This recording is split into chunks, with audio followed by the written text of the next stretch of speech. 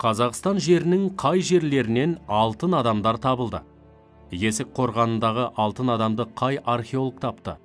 Кемел Ақышев кім? Алтын адамның киімі қалай безендірілген? Алтын адамның бас киімі туралы не білесің? Алтын адам кім болған? Есік қорғанынан табылған жәдігерлердің құпиясы ашылмағандары бар ма? Алтын адам туралы қандай қызықты деректер бар? Сұрақтарға жауап беруге тырысайық.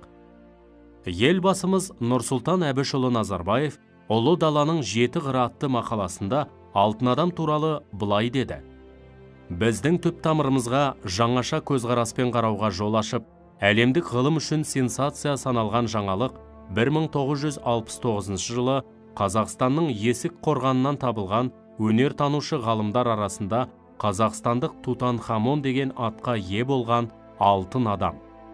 Ұлы даланың 7 қыры. Нұрсұлтан Әбішұлы Назарбаев.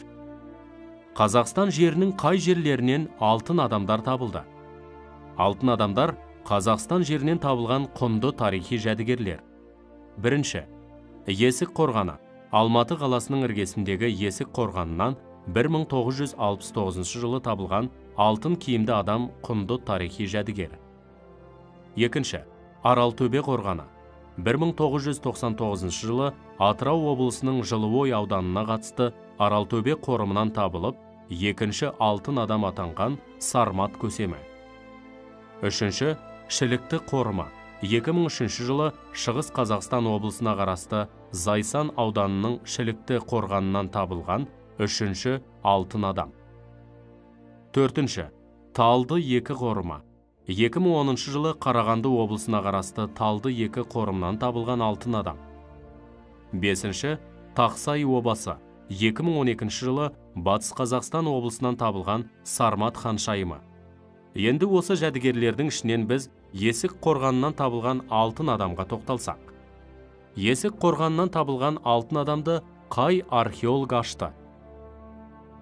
Жетісу жеріндегі Есік қорғанынан алтын киімді сақ жауынгерінің мүрдесін 1969 жылы археолог Кемел Ақышев тапқан.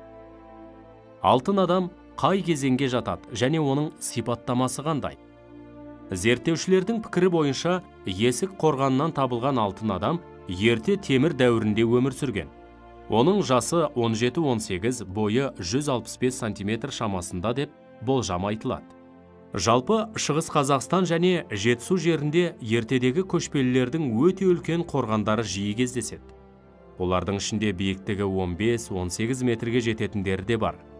Есік қорғанындағы сақ жауынгерінің басы батысқа қарап жатқызылған.